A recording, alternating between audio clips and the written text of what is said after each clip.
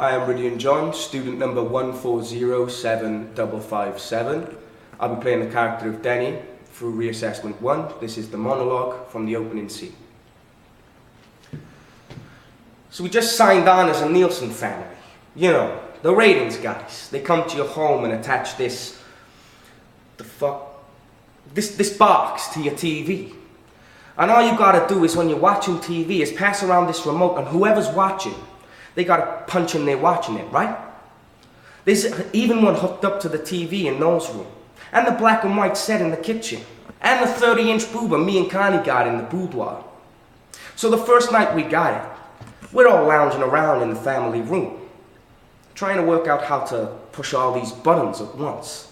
You know, really screw over the Nielsen guys. And my partner Joey, he's over. And I explain to him what the deal is, and he tells me. This is the following scene for Reassessment 1. It is the first scene through the first act of the play. You go pushing all these buttons at once, Dan, and you're not screwing anybody, you're just cancelling yourself out. And what do you know, you fucking Mick? Are you screwing anybody presently? The same reason you vote Democrat and Republican in the same election, and besides... Einstein continues. Them Nielsen guys care more about toilet flushing during commercials than they do about any friggin' box. And I tell Joey he's full of shit, because usually he is. I mean, the elbow bender still lives in a one-room chinch pad overlooking an alley. Never married, and he's not even dating. So the chances of him getting a call from Mr. Nielsen and being enlisted into the privileged ranks are pretty slim, if you know what I mean. So of course he puts down the value of being a Nielsen family, because people, friend or foe, they do this all the time. They put down what they don't got because they wish they had it and they don't. Even shits like Joey. I've known the guy since kindergarten.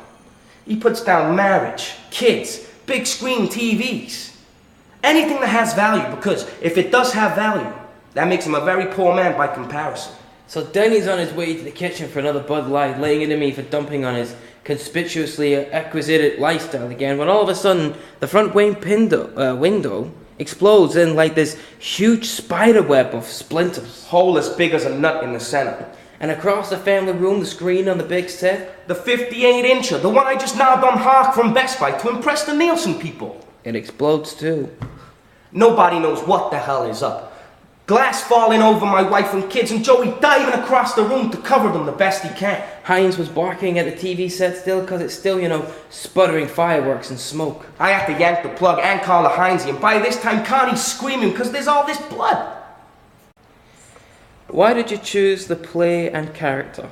I chose the play and the character purely because I felt there was a very naturalistic feel towards the play and the character approach. So that is kind of how I like to approach characters anyway, during a rehearsal process.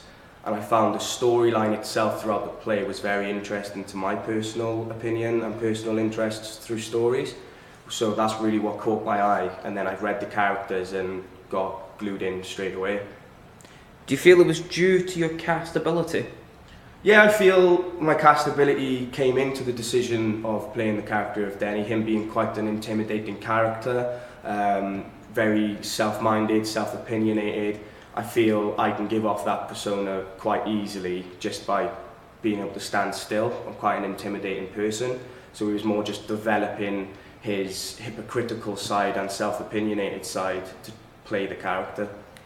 Why did you select the particular monologue and scene?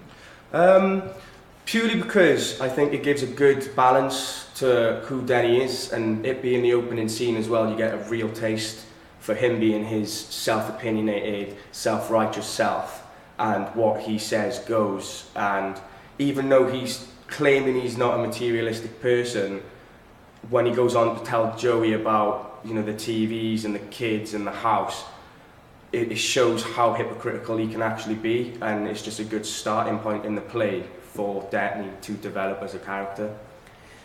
Discuss your praxis in relation to realising the performances, and why those choices help you in preparation for this role and the industry. I purely believe my personal praxis, I can play quite an intimidating character, quite a bold character on stage. And through my recent performances, I've been told and seen for myself I can play those characters very successfully. So in future reference, I feel I'd probably explore more characters similar to Denny. For instance, Krogstad off The Doll's House, Bill Sykes from Oliver. Characters that are very known for being big, intimidating, and quite scary. So from personal experiences, I believe my own personal development and character praxis, so to speak, is that big, bold, intimidating character from now on. So for future auditions, I will be going for characters of that type.